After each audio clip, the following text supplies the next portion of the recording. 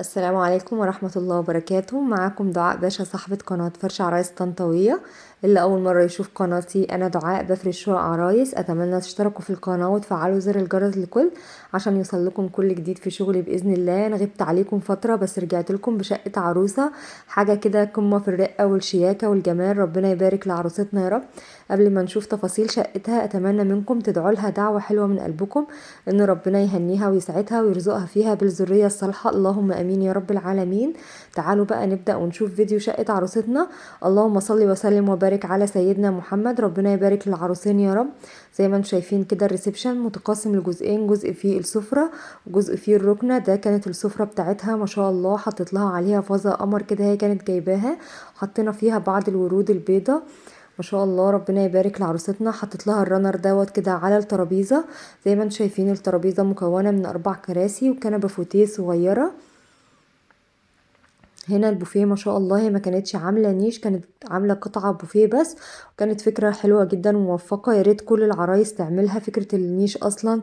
يعني انا شايفه ان هو ملهوش اي لازمه بصراحه النيش. فكره البوفيه فكره عمليه وحلوه جدا، ان هو هيلم حاجتها وخلاص. وعندها برضو نيش في المطبخ صغير حاطه فيه الازاز والحاجه بتاعتها. هنشوف مع بعض الفيديو للاخر. ما شاء الله ذوقها رقيق وجميل جدا. هنا الجزامه حطيت لها عليها الفازه ديت. تعالوا بقى نشوف في البوفيه حطينا لها ايه. ما شاء الله ربنا يبارك لعروستنا. حطيت لها كده طقم خشاف كريستال، وحطيت معاه اطقم كاسات RCR، ودمجت معاه برضو شوبات ميه. ما شاء الله كانت رسمته هاديه ورقيقه جدا. وحطيت تحت كده جزء من الطقم الصيني. في الضلفة التانية برضو من البوفيه حطت لها جزء من بقية الطقم الصيني بتاعها، وحطيت شنطة المعالق، وحطيت صواني تقديم كانت عندها زيادة. طبق الفاكهة هي ما كانتش حابة ان هي تزحم السفرة، فحطيته في البوفيه. قالت لي انا لما اجي استخدمه هطلعه. وانا بصراحة برجحها في اختيار ان هي تكون الحاجة بسيطة. زي ما انتم شايفين العفش قد ايه رقيق وشيك جدا. اختيار الانتيكات بتاعتها كانت بسيطة وجميلة جدا. ربنا يبارك لها يا رب. شفتوا الحاجة قد ايه يعني. الانتيكات نفسها تحسوا ان الذوق العام في كل حاجة هي بتختارها رقيقة وشيك جدا. هي نفسها عروستنا كيوت وقمر ورقيقة وصغنونة كده. ربنا يسعدها يا رب. ده كده كان شكل السفرة. زي ما انتم شايفين الوانات السجاد متناسقة ازاي، قد ايه التناسق في الحاجة. برضو السجادة بتاع الركنة كذلك. زي ما انتم شايفين برضو الركنة كانت عاملاها كحلي. لون الكراسي بتاع السفرة كانت جايبة طبلوهات كده للحيطة، جايبة طبلو لونه كحلي في جولد. زي ما انتم شايفين دودو بقى اللي مغلبنا من الصبح، دودو القمر دوت ربنا يبارك فيه يا رب. زي ما انتم شايفين كده المكتبة بتاع الشاشة حطت عليها الشاشة كده، ووزعنا برضو عليها بعض الانتيكات. حطت لها المفرش الفرو دوت، حطيت عليه الفصلين التدريجي، الحجم الكبير والحجم الصغير، كان شكلهم شيك وجميل جدا.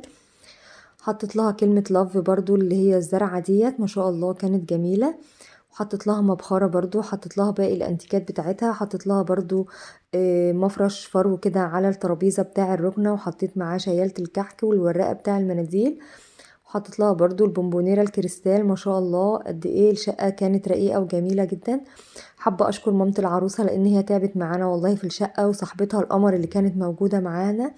ربنا يديها الصحة يا رب ويخليها لها. زي ما انتم شايفين دي كانت غرفة الأطفال بتاعتها ما شاء الله رقيقة وشيك جدا.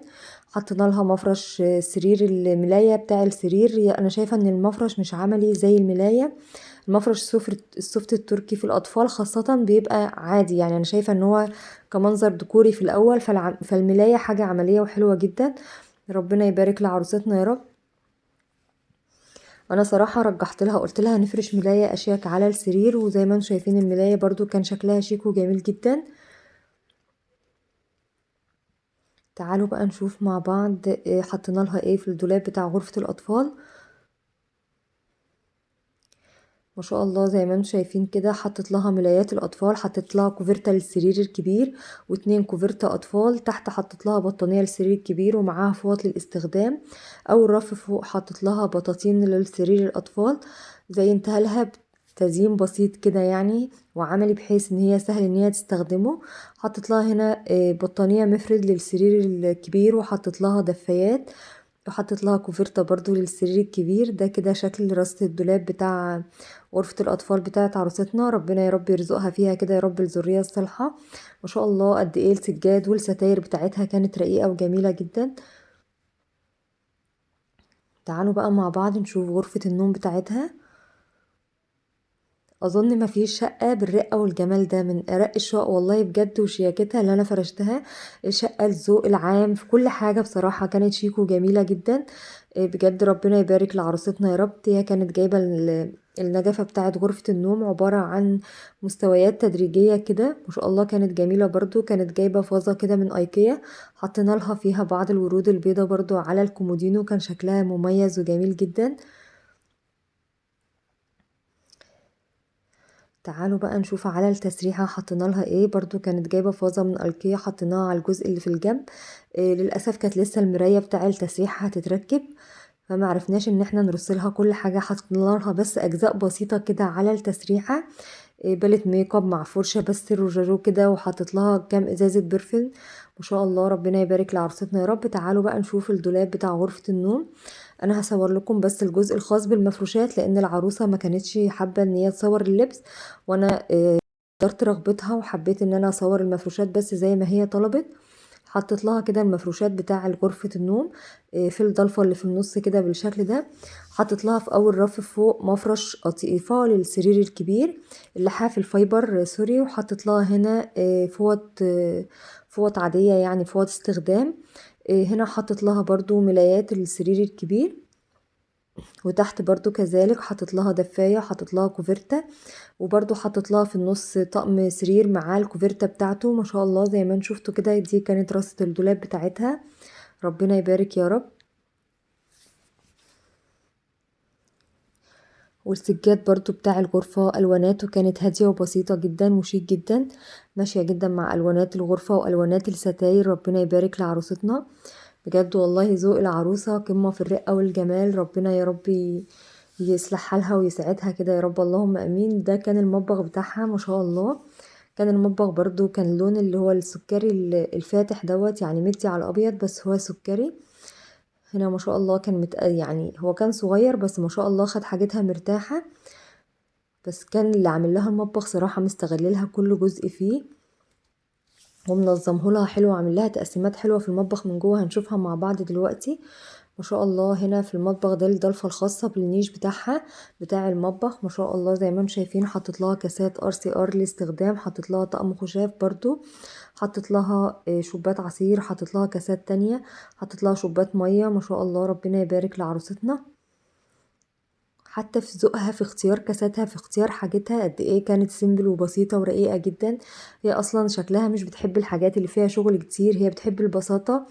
في ستايل العفش زي ما شفتوا، في ستايل الحاجة بتاعتها نفسها تحسوا ان الحاجة بسيطة ورقيقة جدا. خصصت لها الرخامة ديت زي كوفي كورنر كده. حطينا على الاستند دوت المجات بتاع الشاي، وعندها طقم برضو اللي على الرخامة ده طقم قهوة. حطيت لها الكاتل، وحطيت لها طقم خاص بالمشروبات، طقم صواني للتقديم. هنا بقى في المطبخ كان عامل لها يعني اللي عامل لها المطبخ عامل لها تقسيمه كده للحاجه، بصراحه منظمه الدرج جدا ومخليه شكله حلو. هنا بقى بقيه الرفايع بتاعتها اللي هي الكبيره شويه. ما شاء الله ربنا يبارك. اتمنى لو وصلتوا لحد هنا وعجبكم شغلي في شقه عروستنا، متنسوش تدعموني باللايك وكومنتاتكم الحلوه اللي بتحفزني ان انا انزل فيديوهات كتير. دي برضو بقية الحاجات الخاصة بالمطبخ، الرفايع والأكياس الخاصة بالمطبخ.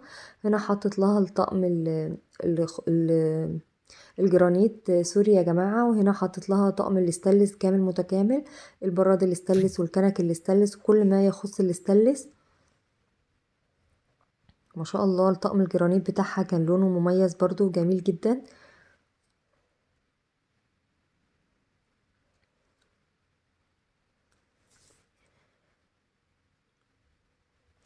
هنا البوتاجاز بتاعها تقريبا كان نوعه يونيفرسال او فريش تقريبا اللي هو المعدل، انا مش متذكرة قوي.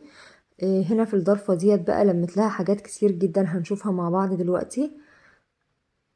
على الرخامة حطينا حاجات اطقم التوزيع وطقم السكاكين والتوابل. هنا حطت لها صواني الكيكة والكب كيك كلها، وحطت لها الطقم الصاج اللي قلبه جرانيت.